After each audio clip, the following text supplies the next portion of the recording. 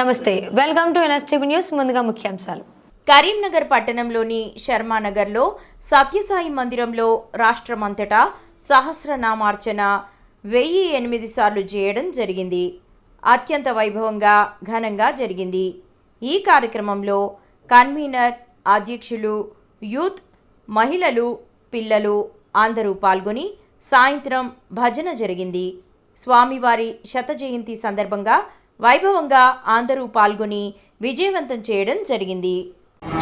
భగవాన్ శ్రీ సత్య సాయిబాబా వారికి పాదపద్మాలకు శతకోటి ప్రణామాలు అర్పిస్తూ స్వామివారి శత జయంతి ఉత్సవాల సందర్భంగా ఈరోజు తెలంగాణ వ్యాప్తంగా 1,000 మందితోటి ఈ యొక్క సహస్రనామావళి అనే కార్యక్రమం మన సత్యసాయి సేవా సదనంలో చాలా అత్యంత వైభవంగా మనం జరుపుకుంటున్నాము.